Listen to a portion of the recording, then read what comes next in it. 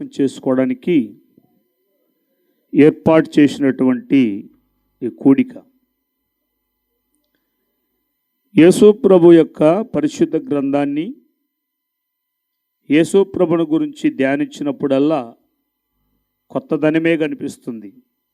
ఆయన ఎప్పుడు కొత్త కార్యాలే చేస్తూ ఉంటాడు. చేసిందే చేసుకుంటూ పాడిందే పాడుకుంటూ ఉండడు. ఆయన జీవము కలిగిన దేవుడు.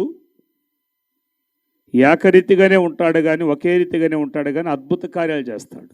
హల్లెలూయా. చూసిందే చూడుకుంటూ పాడిందే పాడుకుంటూ వెళ్ళిన చోటకే వెళ్తుండేవాడు కాదు. ఆశ్చర్యకరుడు. మంచిది. ఈ సమయంలో దేవుని వాక్య భాగం కొరకై మన మధ్యలో ఉన్న కొన్నేళ్ళ అన్నగారు వచ్చి చిన్న ప్రార్థన చేస్తారు. వాక్యం కొరకై ప్రార్థన చేస్తారు. కొద్ది నిమిషాలు మనము దేవుని వాక్యాన్ని విందాం. కంటిన్యూ. సకల ఆశ్రితములకి కారణాభూతుడా నీకు స్తోత్రాలు, వందనాలు నాయన. ఈ రాత్రి ఇటు రీతిగా ప్రభా ప్రియ సహోదరుడి నాయన కుటుంబంలో చేరిన తండ్రి నీ యొక్క జన్మదిన వేడుకలను జరుపుకున్నటకు ప్రభా అయా మీరు జన్మించిన యొక్క సువర్తమానాన్ని నా ప్రభా అనేక అన్యజనులకి నాయన అయా ప్రభా స్తోత్రం నాయన ప్రకటించుటకు ఈ దినము ఏర్పాటు ఉన్న విధానాన్ని బట్టి నీకు వేల కొలది స్తుతులు స్తోత్రాలు ప్రభా. తండ్రి కూడి వచ్చిన మందరితో మీరు మాట్లాడండి, మమ్మల్ని బలపరచండి నా తండ్రి. నీకు స్తోత్రం. నజరేయుడా మా హృదయములలో నా ప్రభా మీరు జన్మించాలి ఈ దినము నా ప్రభా స్తోత్రం. అనేకుల యొక్క శబ్దం వింటున్న ఈ వాక్యం వింటున్న ప్రతి ఆయా వ్యక్తిలోనూ నా ప్రభా మీరు జన్మించాలి రాత్రి ప్రభా. నీకు స్తోత్రం. మీరు మాత్రమే మహిమ పొందండి. మీ దాసుని మీ సిలువ చాటున మరుగుపరుచుకొని తండ్రి మీ మెల్లని స్వరాన్ని వినిపింపచేసి ఆయా అనేకులతో నాయన మీరు నాయన తేటగా మాట్లాడమని యేసు పరిశుద్ధ నామందు ప్రార్థించి అడిగి వేడుస్తున్నాము మా పరమ తండ్రి. ఆమెన్. కూడి వచ్చిన మీ అందరికీ యేసుక్రీస్తు నామములో క్రిస్మస్ శుభాకాంక్షలండి. Praise the lord. హల్లెలూయా. ఇది ప్రతిరోజు ప్రతినిత్యము చేసుకుంటున్నటువంటి పండుగలే.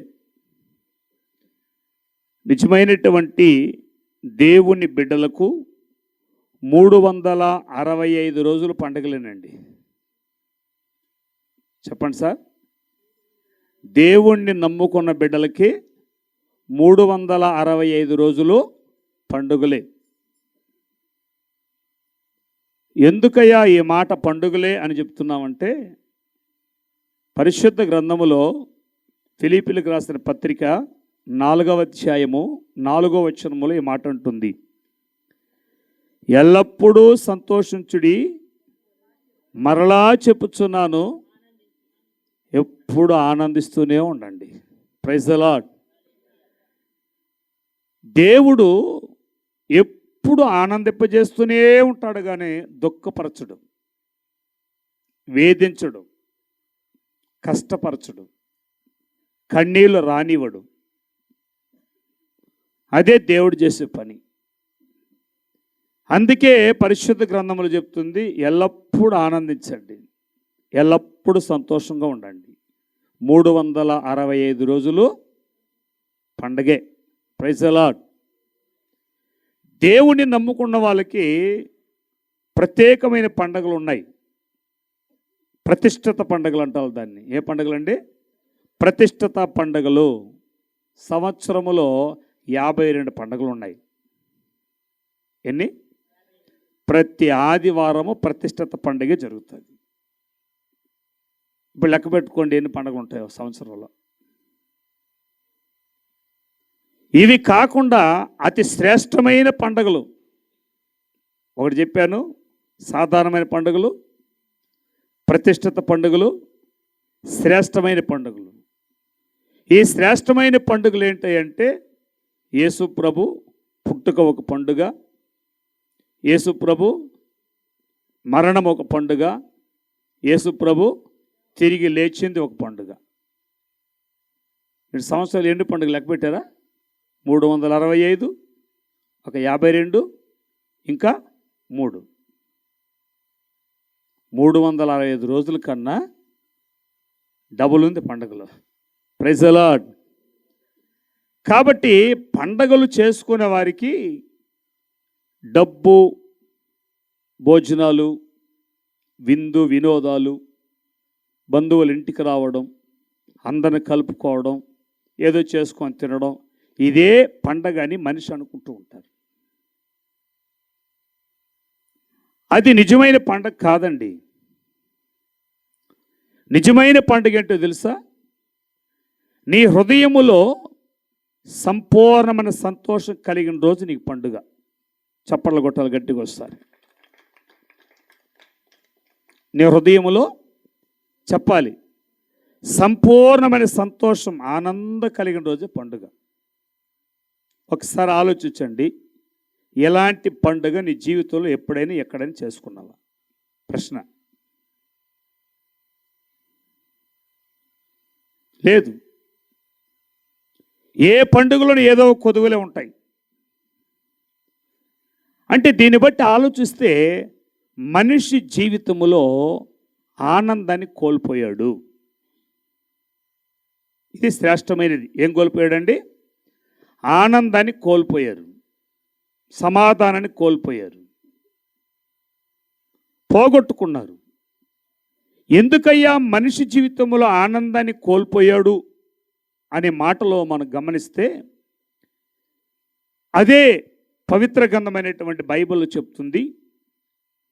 రోమాపత్రిక 3వ అధ్యాయం 23వ వచనములో, ఏ భేదమును లేదు, అందరూ పాపము చేసి దేవుడు అనుగ్రహించు ఆనందమును పొందలేకపోతున్నారు. ఇదండి, దేవుడు అనుగ్రహించు ఆనందమును పొందలేకపోతున్నారు. ఇక్కడ రెండు మాటలు ఉంది, పాపము, ఆనందము. పాపము, ఆనందము. ఏ భేదము లేదు, అందరూ పాపము చేసి దేవుడు అనుగ్రహించు ఆనందమును పొందలేకపోతున్నారు. ఇప్పుడు చెప్పండి, ఆనందాన్ని ఎవరివ్వాలంటే దేవుడివ్వాలి. డబ్బులో ఆనందం, ఆస్తిలో ఆనందం, భార్యలో ఆనందం, భర్తలో ఆనందం, సంపదలో ఆనందం, సుఖములో ఆనందం కనురెప్పపాటున మరుగైపోయేది. అది కోల్పోయిన తరువాత మనిషి కోరుకున్నది మరణాన్ని. ఇవన్నీ కోల్పోయిన తర్వాత మనిషి కోరుకున్నది ఒకే ఒక తీర్పు, ఏంటంటే మరణం. ఇంకా అక్కడి నుంచి తప్పించేవాళ్ళు లేరు. ఇంకా నీ కలిగినవన్నీ నేను తప్పించదు, నీతో ఉన్నవారు నేను తప్పించరు. ఇంకా నిన్ను చివరికి తీసుకెళ్ళేది మరణం వచ్చి తీసుకెళ్ళిపోతుంది. దేవుడిచ్చే ఆనందాన్ని దొంగలించి, పాపాన్ని అంటగట్టి, పాపము చేత వచ్చే మరణాన్ని మనిషిలోకి పెట్టి, ఆ మనిషికి నెమ్మది లేకుండా చేసి, చచ్చిపో, ఇంకెందుకు నీ బ్రతుకు అని జీవితం మీద విరక్తి పుట్టించి ఆ మనిషిని చంపేదాకా నిద్రపోదండి పాపం.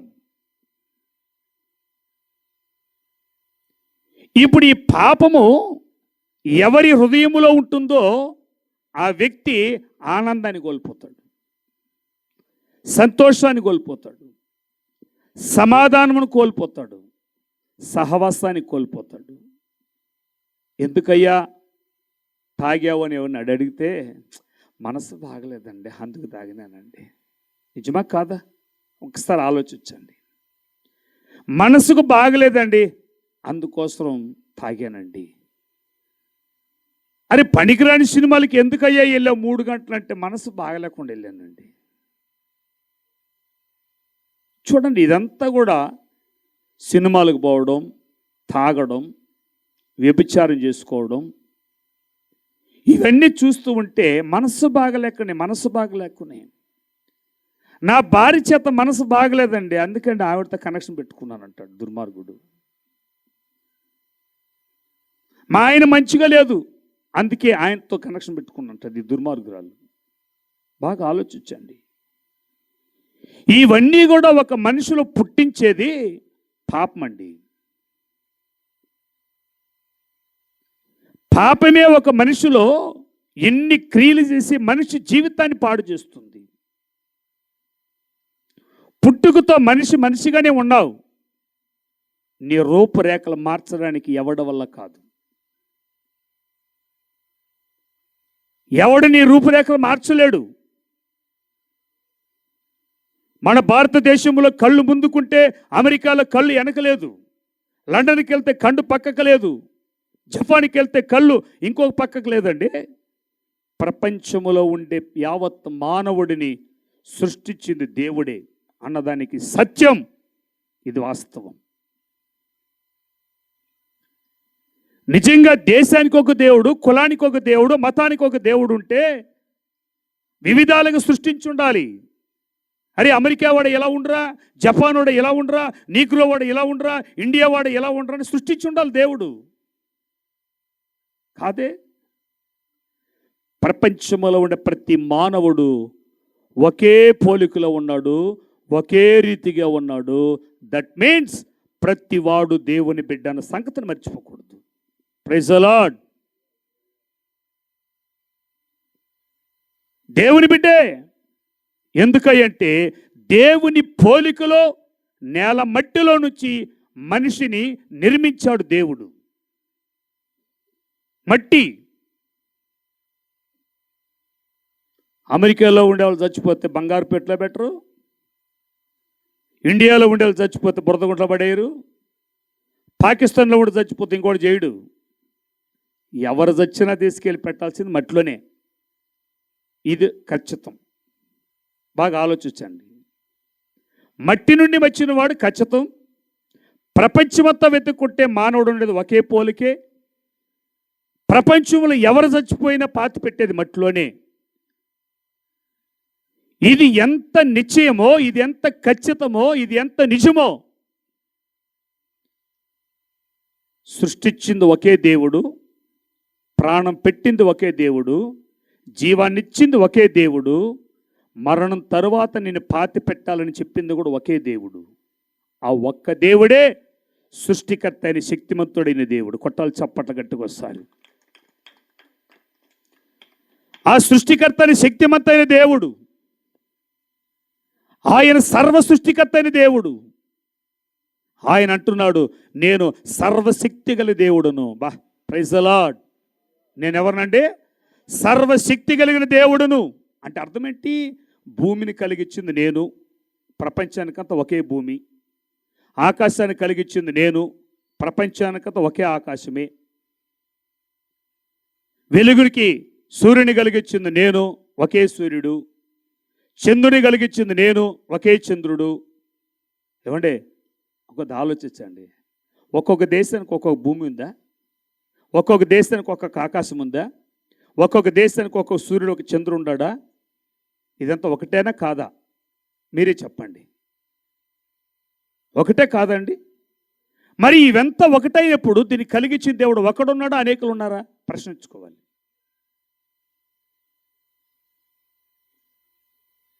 కొద్దిగా మనం కూడా ఆలోచించాలండి. ఇవన్నీ ఒకటే ఒకటే ఒకటే ఒకటే ఒకటే ఒకటే అయినప్పుడు వీటినన్నిటిని కలిగించిన దేవుడు ఒకడే అన్నప్పుడు ఈ భేదాలు, కులాలు, మతాలు, జాతులు ఎక్కడి నుంచి వచ్చాయి? రెండోది, ఇవన్నీ కలిగించిన దేవుడు ఎవరై అంటే పరిశుద్ధుడు, పాపము లేనివాడు, శక్తిమంతుడు. ఇవన్నీ కలిగించిన దేవుడు పరిశుద్ధుడు. ఆయన సంతానమే భూలోకంలో ఉన్న మానవులు కూడా పరిశుద్ధులే. అందరూ దేవుని బిడ్డలేనండి. అందుకే పరిశుద్ధ గ్రంథములో అపోస్తలుల కార్యం 10:36 చెప్తుంది, యేసు క్రీస్తు అందరికీ ప్రభు. ఒక దేశానికి, ఒక కులానికి, ఒక మతానికి, ఒక జాతికి కాదు, ఒక స్త్రీకి, ఒక పురుషుడికి కాదు, అందరికీ ప్రపంచములో ఉన్న యావత్ మానవాళికి సృష్టికి ఒకే ఒక్క దేవుడు, ఆయనే యేసుక్రీస్తు అని చాటి చెప్పడానికి ఇదే ఒక నిజ స్వరూపం. ఆలోచించండి. అన్నీ ఒకటే ఒకటే ఒకటే ఒకటే ఒకటే ఉంది కదా. కానీ ఒక దేవుడే, సకలమును సృష్టించినటువంటి సర్వోన్నతుడైన దేవుడు. పాపము లేనివాడుగా మానవుడిని భూలోకములో పుట్టించాడు. దైవ ఆనందం కలిగిన వాడుగా మానవుని దేవుడు పుట్టించాడు. దేవునితో సహవాసం కలిగిన వాడుగా దేవుడు మానవుని పుట్టించాడు. దేవుడే మనిషితో మాట్లాడే స్థాయికి దేవుడు మానవుని నిర్మిస్తే, అయితే ఈ మానవుడు దేవునితో కనెక్ట్ లేక కట్ అయిపోయాడు. బాగా ఆలోచించండి. దేవునితో కనెక్ట్ లేక కట్ అయిపోయాడు. ఏంటయ్యా కట్ చేసిందంటే, పాపం అనేది దేవునికి మనిషికి కనెక్ట్ని కట్ చేసింది, సంబంధాన్ని కట్ చేసింది, సహవాసాన్ని కట్ చేసింది. కాబట్టి ఇప్పుడు దేవుడిచ్చిన ఆనందము, దేవుడిచ్చిన సంతోషము, దేవుడిచ్చిన ఆరోగ్యము, దేవుడిచ్చినటువంటి ఇవి కన్నా మానవుడు పోగొట్టుకున్నాడు. దేని ద్వారా అంటే పాపము చేత పోగొట్టుకున్నాడు. ఇప్పుడు మనిషి పరిశుద్ధుడిగా జీవిస్తున్న వ్యక్తి పాపిగా తయారయ్యాడు. పాపి అయినంత మాత్రాన రూపం మారలేదండి, మనస్సు మారిపోయింది. మనస్సు చెరిపివేయబడింది. నీ మనసు ఎప్పుడైతే చెరిపివేయబడిందో నీ అలవాట్లు మారిపోయింది, నీ ప్రవర్తన మారిపోయింది. ఇది పుట్టుకతో వచ్చింది కాదండి, పుట్టుకతో వచ్చింది కాదు ఇవన్నీ. తర్వాత వచ్చినప్పుడు నీ బుద్ధి మారింది, ఆలోచన మారింది, ప్రవర్తన మారింది, అలవాటు మారింది, సాంప్రదాయం మారింది. నేను అనుకునేటటువంటి గర్వం మనిషిలో వచ్చింది. అయితే పరిశుద్ధ గ్రంథంలో ఏముంటుందో తెలుసా? నాశనమునకు ముందు గర్వం నడుస్తుందట. దేవునితో నువ్వు కనెక్ట్ అయ్యేంత వరకు నేనని చెప్పలేవు, ఎందుకంటే పాపం లేదు కాబట్టి. పాపం అనేది ఎప్పుడు వచ్చిందో, నేనే, నా కులం గొప్ప, నా మతం గొప్ప, నా డబ్బు గొప్ప, నా ఆస్తి గొప్ప, నా చదువు గొప్ప, నా ఉద్యోగం గొప్ప అని గర్వించే స్థాయికి వచ్చున్నావు. అక్కడే పతనమైపోయాడు మనిషి. అక్కడే మనిషి పతనమైపోయాడు. అలాగా మనిషి దేవునితో ఉన్నటువంటి జీవితాన్ని పాడు చేసుకొని, ఆనందాన్ని ఆశీర్వాదాన్ని పోగొట్టుకొని, పాపము చేత పతనమైపోతున్నటువంటి దేవుని బిడ్డైనటువంటి నిన్ను నన్ను కలవడానికి ఆ శక్తిమంతుడైన దేవుడు మానవ రూపంలో భూలోకానికి వచ్చాడు. ఆయన పేరు యేసు. హల్లెలూయా. ఆయన అమెరికాలో పుట్టలేదు, ఆయన ఇండియాలో పుట్టలేదు, ఆయన ఇంకో చోట పుట్టలేదు, ఆయన కులానికి పుట్టలేదు, ఒక మతానికి పుట్టలేదు. గమనించండి, దేవునితో సహవాసాన్ని పోగొట్టుకున్నావు గనుక దేవుడే పరలోకము నుంచి నీతో నాతో సహవాసం చేయడానికి వచ్చినటువంటి ఆ మహోన్నతుడే నేను ప్రకటిస్తున్న యేసు. ఆయన పాపిగా పుట్టి నీ దగ్గరికి రాలేదు. ఆయన పరిశుద్ధుడు. ఆ పరిశుద్ధుడు కన్యక మరియ గర్భములో ఆత్మస్వరూపుడైన దేవుడు ఆమె గర్భములోకి వచ్చి మానవ రూపములో భూలోకానికి వచ్చాడు. ఎందుకో తెలుసా నాన్న? కుల మతాలు మార్చడానికి కాదు, జాతి విభేదాలు పుట్టించడానికి కాదు, నీ పాపాన్ని పోగొట్టి నేను ఒక మనిషిగా నిలబెట్టడానికి వచ్చాడు ఆయన.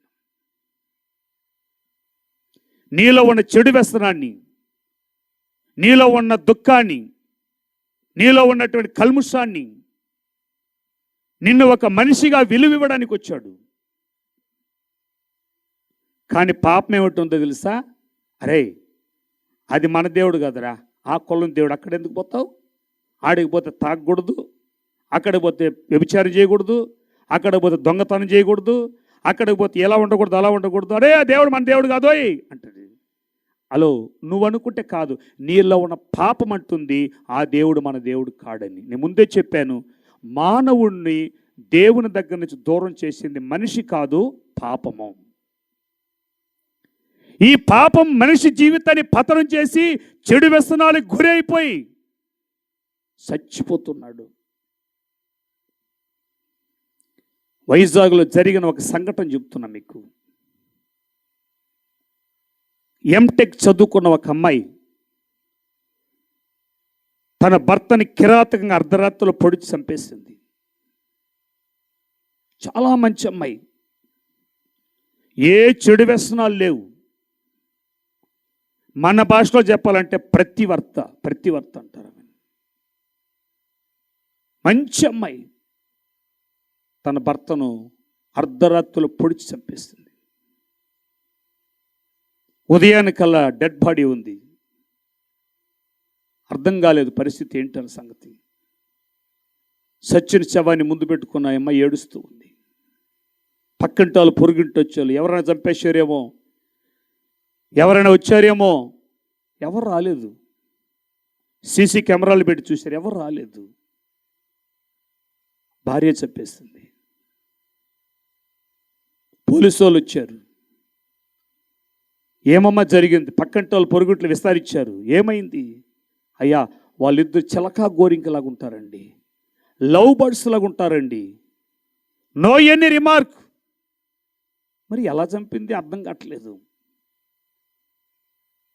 పోలీసు వాళ్ళు తీసుకెళ్ళి అడుగుతున్నారు, ఎందుకమ్మాయి చంపావు నువ్వు? నాకు చంపడం పెద్ద కష్టం అనిపించలేదంటుంది ఆమె. ఎందుకు చంపావు అని అంటే ఆమె నవ్వుకుంటూ ఒక మాట అనింది, మనిషిని ఎక్కడ చంపితే చచ్చిపోతాడని తెలుసుకున్నాను చెప్పింది. మనిషిని ఎక్కడ పొడిస్తే చచ్చిపోతాడన్న సంగతి నేను తెలుసుకున్నాను. ఎలా తెలిసింది? ఒక చెడిపోయిన స్త్రీ కాదు ఆవిడ, ఎంటెక్ చదువుకున్న అమ్మాయి, గోల్డ్ మెడలిస్ట్, జాబిస్ట్. లవ్ బర్డ్స్ లాగా ఉంటారట, చిలక గోరింకలాగా ఉంటారంట. ఎలా చంపేసింది? అమ్మాయి అంటది, ప్రతి రాత్రి నేరాలు ఘోరాలు చూసి అలవాటు నాకు ఉందండి. అది చూడకపోతే నేను నిద్రపోలేను, అది చూస్తేనే నేను నిద్రపోతాను. ఒకరోజు నిన్న రాత్రి అలా చూసి పడుకున్న తర్వాత నా మనసు అంటుంది, అది నిజమా కాదా తేల్చుకుంటుంది. అది నిజమా కాదా తేల్చుకుంటుంది. తెలియకనే కత్తి తీసుకొచ్చి అతను పొడి చేశాను, చచ్చిపోయాడు. అర్థమవుతుంది ఈ మాట ఇక్కడ. ఆమె ఒక వ్యభిచారి కాదు, తాగుబోతుది కాదు, చెడ్డది కాదు. పాపం అనేది నిన్ను చంపేస్తుంది, నీ పక్కన వాళ్ళు చంపేలాగా చేస్తుంది. ఎలా వస్తుందో తెలియదు మరణం. రాత్రి 9 గంటల తిరుగుతున్నాడండి, ఉదయానికల్ డెడ్ బాడీ అయిపోయాడండి. మొన్న మనకు తెలిసిన వ్యక్తే. ఎలా? మనశ్శాంతి లేక. కారణం ఇదే కదా, వేరేమి లేదు. మంచి జీవితం, మనశ్శాంతి లేక ఆత్మహత్య చేసుకుని చనిపోయాడు. పాపము వదిలిపెట్టదండి. పాపము నీ కుటుంబాన్ని పాడు చేసేదాకా, నీ జీవితాన్ని పాడు చేసేదాకా, నిన్ను చంపేదాకా నీ పాపం వదిలిపెట్టదు. అట్టి పాపములో నుంచి నిన్ను విమోచించడానికే సర్వ సృష్టిని సృష్టించిన దేవాతి దేవుడు ఆయన చేతులను నిర్మించిన మానవాళి పతనమైపోకూడదని ఆయన మానవ రూపాన్ని దాల్చుకొని లోకానికి వచ్చాడు. ఆయన పేరు యేసు. యేసు అంటే కులమతాల దేవుడు కాదు, యేసు అంటే రక్షకుడు అని అర్థం. కొట్టలు చప్పట్లు కట్టుకొస్తారు. ఏ రక్షిస్తాడు ఆయన? పాపములో నుండి రక్షిస్తాడు. ఎప్పుడైతే పాపములో నుండి రక్షిస్తాడో ఆ పాపము చేసే చెడ్డ క్రియలు, ఆలోచనలు, చెడుతనము, తాగుడు, వ్యభిచారము, దొంగతనము, మోసము, కిరాతకము, రౌడీయుజం ఏది ఉండదు. ఆయన నీలోకి వస్తే అవి తానంతటా పారిపోతాయి. Praise the lord. దీనికి ఎక్కడికెక్కడికి వెళ్ళి దారాలు కొట్టుకొని వ్రతాలు వేసుకొని చేయాల్సిన అవసరం లేదు. నువ్వేదో చేసుకొని సంపాదించుకున్నావు పోయేదానికి లేదు కదండి. అది ఎలా వచ్చిందో అది ఎలాలంటే అది నీ వల్ల కాదు.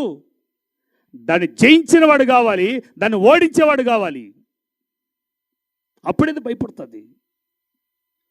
పాపాన్ని జయించినవాడు, మరణాన్ని ఓడించినవాడు ప్రపంచంలో ఎవరైనా ఉన్నారంటే ఆయనే నేను ప్రకటిస్తున్న నజరేయుడిని యేసు. హల్లెలూయా. పాపాన్ని జయించాడు, మరణాన్ని జయించాడు, పాతాలను జయించాడు, సాతాన్ని జయించాడు, చెడు అలవాట్లను జయించాడు. ఏమీ లేని పరిశుద్ధుడు ఆయన అంటున్నాడు, నాలో పాపం ఉన్నదని ఎవడైనా రూఢి చేయగలడా? ఛాలెంజ్ చేసినటువంటి ఘనుడు.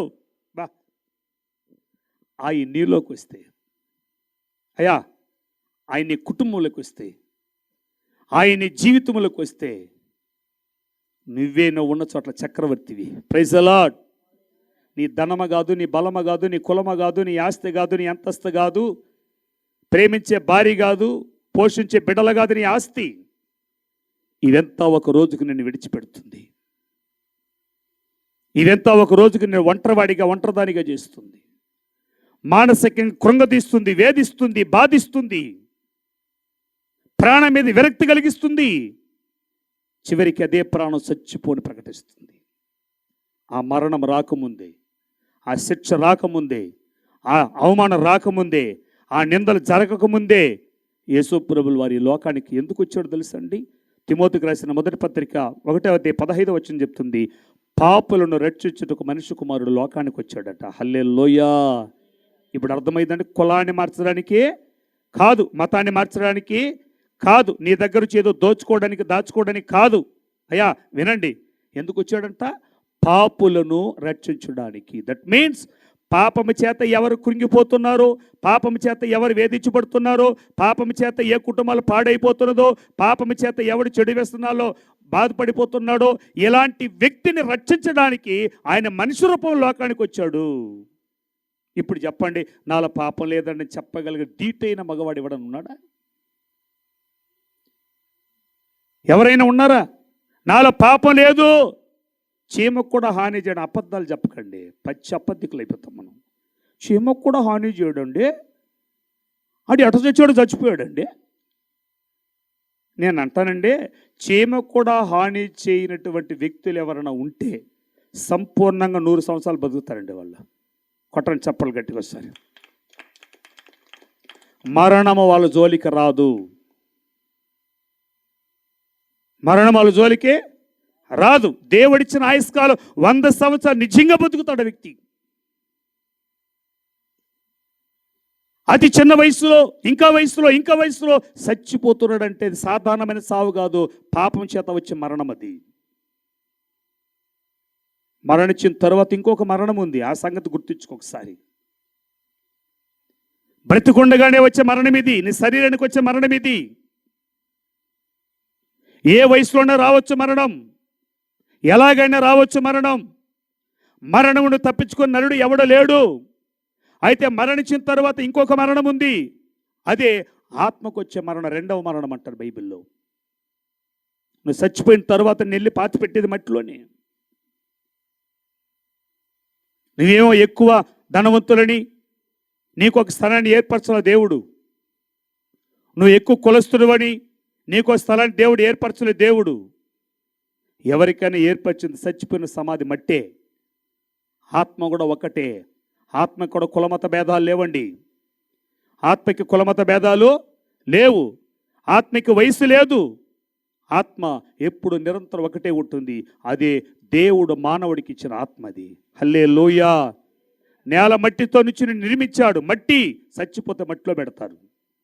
ప్రాణం గాలి లాంటిది, కలిసిపోద్ది. ఆత్మకి చావు లేదు. శరీరానికి చావు ఉంది, ఆత్మకి చావు లేదమ్మా. శరీరం చచ్చిపోతే తీసుకెళ్ళి పాతి పెడతారు, ఆత్మకి చావు లేదు. ఒకటి, నువ్వు చనిపోయిన తరువాత యేసుప్రభు ఒక మాట అన్నాడు, యోహాను సువార్త 14:6 నేనే మార్గమును సత్యమును జీవమునై ఉన్నాను, నా దారి తప్ప ఎవడు పరలోక రాజ్యానికి రాలేడు. పరలోక రాజ్యం అంటే ఏంటో తెలుసా? మోక్షం. చాలామంది బుద్ధిహీనంగా సాతానుగాడు ఏం చేస్తాడు తెలుసా? పండగ నెల ఊరేసుకొని చచ్చిపోర నేరుగా పరలోకి వెళ్ళిపోతాను చెప్తాడు. చాలామంది బుద్ధిహీనులు చేస్తారు పనులు. ఇది సంప్రదాయంలో వచ్చినటువంటి గుడ్డితనం అంటారు దీన్ని. ఆలోచించండి ఒకసారి. పండగ నెల చచ్చిపోతే పరలోకి వెళ్ళిపోతాడా? పోలేరండి. పాపము ఉన్న ఏ వ్యక్తి అయినా పరలోకం అవడానికి ఛాన్స్ లేనే లేదు. నువ్వు ఏ దానాలు చేసినా నీ పాపం పోదు. నేను భూదానం చేశాను, గోదానం చేశాను, అన్నదానం చేశాను, వస్త్రదానం చేశాను, కన్యాదానం చేశాను, ఈ దానాలు చేస్తే దరిద్రం వస్తుంది అంతే. చట్టం బైబిల్ ప్రకారం చూస్తే ధర్మం చేయడం తప్పు కాదు, నీతిగా న్యాయంగా చెయ్యి, పుణ్యం వస్తుంది.